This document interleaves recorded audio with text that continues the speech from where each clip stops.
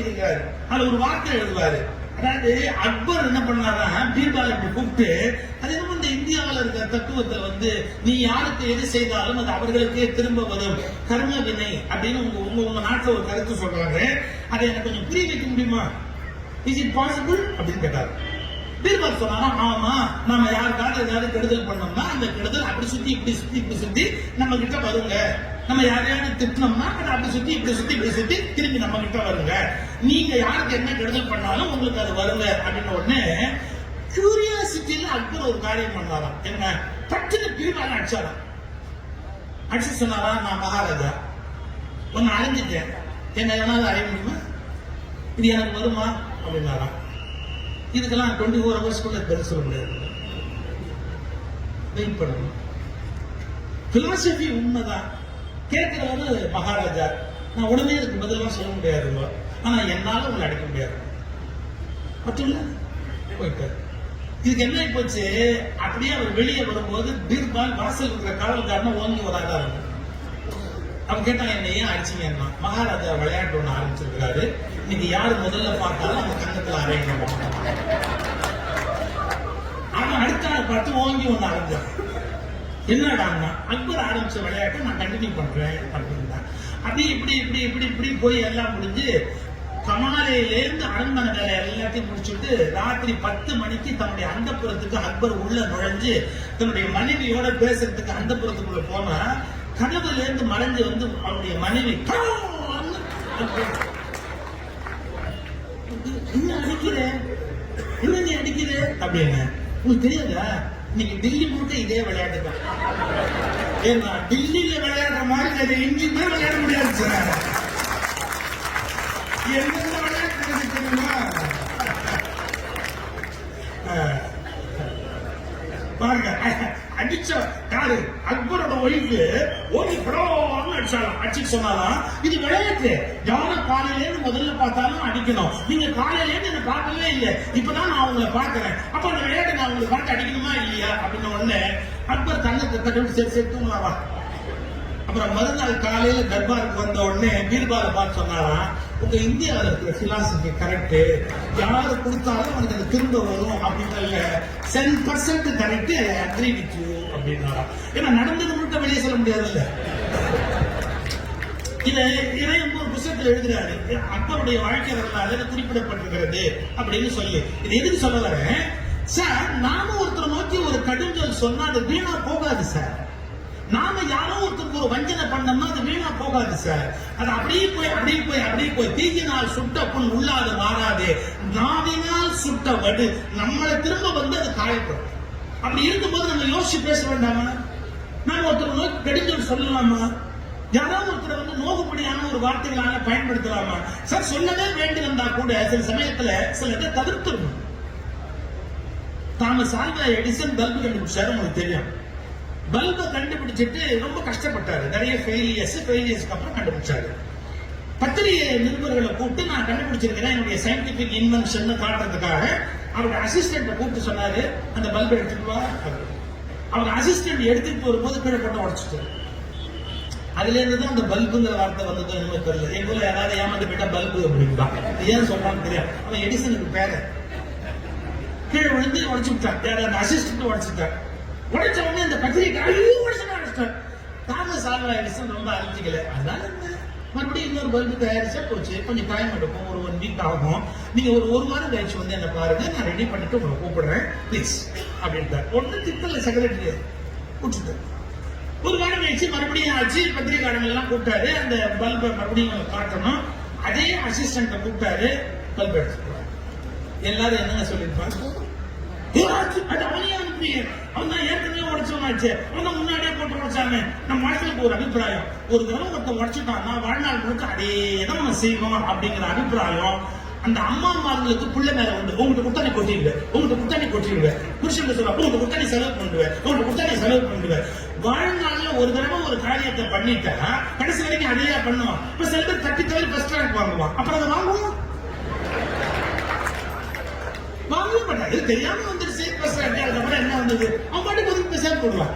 But நம்ம mind set எப்படி தெரியுங்களா, நேற்றுக்கு ஒருத்தன் ஒரு காரியம் பண்ணிட்டா இன்னைக்கு அதே தான் பண்ணுவாங்க. பெர்னார்ட் ஷா ஒருத்தன் கேள்வி கேட்டான், உலகத்திலேயே நீ மதிக்கிற மனுஷன் யாருன்னு கேட்டான்.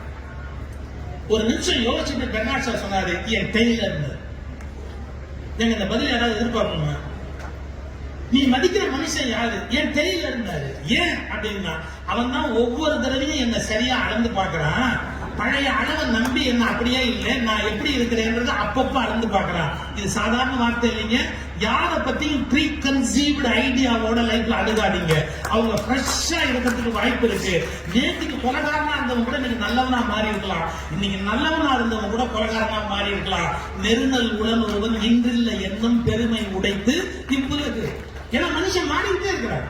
அவன் நேற்றுக்கு இருந்த மாதிரி இன்னைக்கு இருக்கிறது அவசியம் கிடையாது. இது நம்ம ஜனங்களுக்கு தெரியாது. நம்ம எப்படி பண்ணுவோம்னா, பழைய விஷயங்களை வச்சே புதிய முடிவுகளுக்கு வருவோம். அப்ப இந்த கட்ரி நிருபர்லாம் சொல்றாங்க, அவனையே இப்ப பல்ப் எடுத்து சொல்றீங்களே, அவன் உடைச்சிருவானு. எடிசன் என்று சொன்னாரு, இரு, போன தடவை உடைச்சதாலேயே இந்த தடவை ஜாக்கிரதையா கொண்டு வருவோம். ஏன்னா வாழ்க்கையில ஒரு தப்பு பண்ணிட்டான். நம்ம தப்பு எவ்வளவு பெரிய தப்புன்னு உணர்ந்திருப்பான். இது எவ்வளவு கண்டுபிடிக்கிறது கஷ்டம்னு அவனுக்கு தெரியும். இதை உடைச்சிட்டமேங்கிறது அவனுக்கு தெரியும். அதனால அவன் கண்டிப்பா தப்பு பண்ண மாட்டான். இது என்னுடைய முடிவு. அந்த தப்பு என்னன்னு உணர்ந்துட்டான், அவன் அந்த தப்பை செய்ய மாட்டான். இது முதல் விஷயம். 2, இப்ப அவன் உடைச்சா கூட நான் கோவப்பட மாட்டேன். ஏன் அப்படின்னா, பல்பு உடைஞ்சா வேற பார்த்து நம்ம செஞ்சிடலாம். நாம எதுக்கும் தகுதி இல்லைன்னு ஒரு மனுஷன் மனசு உடைஞ்சிட்டா அவன் அப்புறம் நம்மளால காப்பாற்ற முடியாது. எனக்கு பல்பு முக்கியம் இல்லை, மனுஷனோட மனசு முக்கியம். இதான வாழ்க்கை. பொருள்கள் நம்ம கையாளுகிற கருவி. எப்ப வேணாலும் பொருள் வாங்கிக்கலாம். நீங்க பொருள் ஒண்ணு உடைஞ்சு போச்சுன்னு பிள்ளைய அடிக்காதீங்க. இதை ஏன் உடைச்சேன்னு கேட்டு பிள்ளைய அடிக்காதீங்க. ஏன்னா மனசு உடைஞ்சு போயிடும் பிள்ளைங்களுக்கு. நீங்க அதுக்கு பொம்மைக்கார் வாங்கி கொடுத்துருக்கீங்க, உடைச்சிருச்சா, அடிக்காதீங்க, வேற பொம்மைக்கார வாங்கிக்கலாம். ஆனா நம்ம அப்பா மோசம் நம்மளை அடிக்கிறான்னு மனசு உடைஞ்சு போச்சுன்னு வச்சுங்க, நீங்க எவ்வளவு முயற்சி பண்ணாலும் மறுபடியும் அவனுக்கு அன்புள்ள அப்பாவா மாறவே முடியாது. அங்க ஒரு 5 வயசு பையன் கை தட்டுறான் பாருங்க, எப்படி தட்டுறான் பாருங்க. கருப்பு சட்டை அந்த பையனை கூப்பிடுறாங்க. கருப்பு சட்டை வட வட வட வட கண்ண வட. நீ ஏன்டா திரும்பி பாக்குற? நீ தான்டா, வாடா வாடா.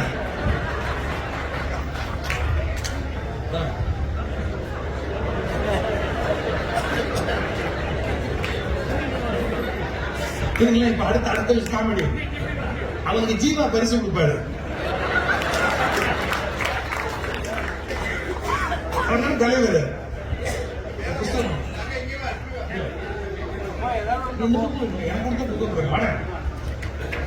கை தட்டு அந்த பிள்ளைக்கு.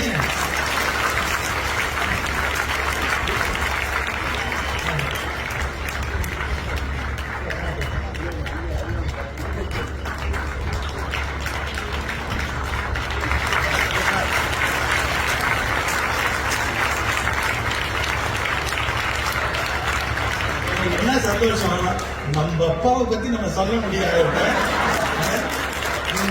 மைக்கு வச்சு எல்லாரும் கேட்கப்படியா சொல்ற மாதிரி.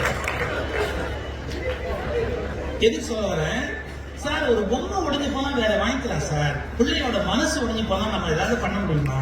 பிள்ளைங்க ஃபெயில் ஆயிடுச்சுன்னு வச்சுங்க, சொல்லாதீங்க சொல்லாது. நீ என்ன முயற்சி பண்ண போயிடுச்சு, அதனால என்ன தாராளமா நீ மறுபடியும் ட்ரை பண்ண. நீ உன்னை பத்தி தெரியுங்க, அதுதான் பாராட்டணும். இதுதான் ரொம்ப இம்பார்ட்டன்ட் லைஃப்ல. உள்ளம் உடைமை உடைமை திருவள்ளுவர் எழுதுறாரு. உள்ளம் உடைமை உடைமை. மனசு தானே எல்லா வெற்றிக்கும் காரணமா இருக்கு. அவனை வீக் ஆகிட்டோம்னா அப்படி என்ன ஆகுது?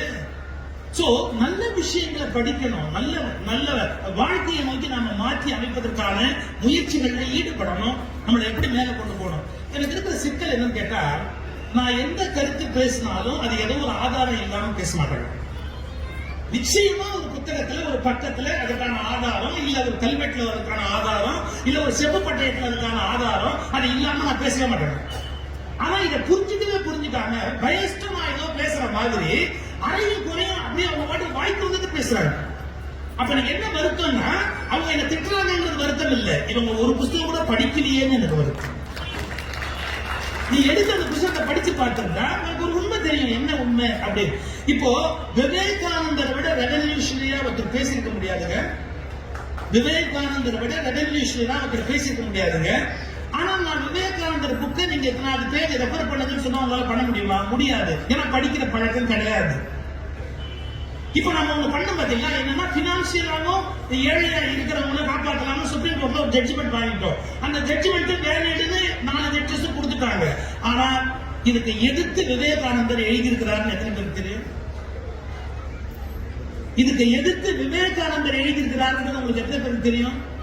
அதாவது தாழ்த்தப்பட்ட ஒடுக்கப்பட்ட மக்களில் மேம்படுத்தப்பட்ட நிலையில் இருக்கிறவர்கள் எந்த சலுகைகளையும் அனுபவிக்க கூடாது அப்படின்னு ஒரு அரசியல்வாதி சொன்னா நீங்க கொச்சையா நினைப்பீங்க. ஒரு அரசியல்வாதி சொன்னா நீங்க கொச்சையா நினைப்பீங்க. ஆனா இதை விவேகானந்தர் எழுதுறாரு. நான் படிக்க மாட்டேன். நான் ஏன் இதை படிக்க மாட்டேன் தெரியுங்களா? நான் அதை படிச்சா யூடியூப்ல அதை மட்டும் கட் பண்ணி போட்டு சுதீஷ் இப்படி சொன்னாரு அப்படிதான் போடுவாங்க. விவேகானந்தர் சொன்னாரு அப்படி போட மாட்டாங்கல்ல. அதனால சொல்றேன், இந்த புத்தகத்தோட பேரு தமிழ் மண்ணில் விவேகானந்தர் வீர முழக்கம், பேஜ் நம்பர் 92. அதில் ஃபர்ஸ்ட் பேரா என்ன? இந்த உலகத்தில் ஒரு குறிப்பிட்ட பேரை சொல்லிட்டு கீழ் ஜாதியினரை விட நன்றாக படிக்கிற திறமை இருக்கிறது என்றால் அப்புறம் அவர்கள் படிப்பிற்காக எந்த பணமும் இனி செலவழிக்க வேண்டிய அவசியம் இல்லை. எல்லாவற்றையும் கீழ் ஜாதியினருக்காக செலவிடுங்கள், உதவியற்றவர்களுக்கு கொடுங்கள், ஏனெனில் அவர்களுக்கு தான் எல்லா செல்வமும் தேவைப்படுகிறது. இப்படிக்கு விவேகானந்தர். நீங்க யோசிக்கணும், அந்த மனுஷன் ஒரு இந்து மதத்திலிருந்து வந்தவர் தானே, அவர் ஒன்றும் அந்த மாதிரியான ஒரு கருத்து இல்லாதவர் தானே. அவர் ஏன் அப்படி தாழ்த்தப்பட்ட ஒடுக்கப்பட்ட மக்களுக்கு வாழ்க்கை கொடுக்கணும்னு ஒரு கருத்தை முன்வைக்கிறாரு? இதை என்ன சொன்னா நாங்க ஏதோ தப்பா பேசணும்னு பேசுறாங்க. நாங்க பேசல, இது விவேகானந்தர் பேசியிருக்கிறாரு. அப்புறம் இதை மகாகவி பாரதி பேசியிருக்கிறாரு. அப்ப பாரதி நீங்க படிச்சிருந்தா தான் நான் சொல்றது புரிய முடியும். ஒரு சில விஷயங்களை கேட்காமே நம்ம எல்லாம் தெரிஞ்ச மாதிரி பேசுறோம். ஒரு 4 பேர் வாக்கிங் போனாங்க. 4 டாக்டர்ஸ். அவங்க டாக்டர்ஸ் ரெகுலரா உடம்ப மெயின்டைன் பண்ணல. 4 டாக்டர்ஸ் வாக்கிங் போவாங்க. 4 டாக்டர்ஸ் வாக்கிங் போயிட்டு ஒரு டீ கடையில நின்று டீ சாப்பிட்டு ஒரு வடை சாப்பிட்டு இருந்தாங்க. நம்ம குணமே இருக்கும். வாக்கிங் போய் செலவு பண்ண கலோரியை சாப்பிட்டு தான் வீட்டுக்கே வரும். இவ்வளவு சாப்பிட்டு காலையில ஒரு பொங்கல் வடை சாப்பிட்டேன்னா நீ 4 மைல் நடந்ததே வேஸ்ட். ஆனால் நம்மளால அதை நிறுத்த முடியாது. நல்ல சுகர் போட்டு டீயை போட்டு 4 பேர் டாக்டர்ஸ் அழகா அந்த டீயை சாப்பிட்டுட்டே நின்றுட்டே இருந்தாங்க. அப்ப யாரோ ஒருத்தர் ஒரு 200 மீட்டர் அந்த பக்கம் முன்னாடி கால் அப்படி நொண்டிட்டு வந்தாங்க. ஒரு டாக்டர் MS ஆர்த்தோ சொன்னாங்க, I think there is some problem in L6 or L5. என்ன அவ்வளோ விட்டுக்காரு, L6 or L5 அது MS ஆர்த்தோ. ஒன்னு நியூரோ சொன்னார். No no no no, it is a neurological problem. He is unable to work. I think test எடுத்தா scan பண்ணா neurological problem ஆகும். உடனே இன்னொரு டாக்டர் சொன்னார், இல்ல மசில்ல சம் ப்ராப்ளம் இருக்கும், அந்த மசிலை டெஸ்ட் பண்ணணும், ஏதோ சம்திங் வந்து ராங், அது என்னன்னு நம்ம பார்க்கணும். இப்படி 4 டாக்டர்ஸும் பேசிக்கிட்டே இருக்கும்போது அவன் அப்படியே டீ கடை கிட்டக்க வந்தான்.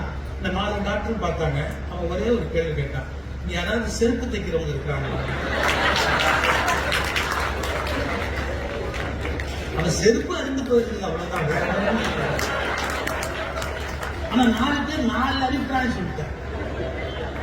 என்ன 4 கருத்து சொல்லிட்டான். எதையும் படிக்கிறது இல்ல, எதையும் தெரிஞ்சுக்கிறது இல்ல, ஆனா எல்லாம் தெரிஞ்ச மாதிரி எல்லாரும் பேசுறதுங்கிற இன்னைக்கு சமூக ஊடகங்கள் செய்கிற கொடுமை இருக்கு பாருங்க. அதை எப்படி ஏத்துக்கிறது? நீ என்னுடைய வேறு படிச்சியா சார்? இது தமிழ் சித்தர் மரபு அப்படின்னு ஒரு புஸ்தகம். இது என்னுடைய பிலாசபி ப்ரொஃபசர் டி எம் கணபதியுடைய PhD தீசிஸ். இந்த தீசிஸ்ல அவர் ஒன்னு எழுதுறாரு. என்னன்னு கேட்டீங்கன்னா, அக்கார்டிங் டு வேதா ஒரு மனுஷனுக்கு நோய் வந்தா வைத்தியம் பண்ணக்கூடாது. இது நானா சொன்னா பிரச்சனை ஆகுவீங்க. அக்கார்டிங் டு வேதா ஒரு மனிதனுக்கு நோய் வந்தா அவனுக்கு வைத்தியம் பண்ணக்கூடாது. ஏன்? Because of his karma.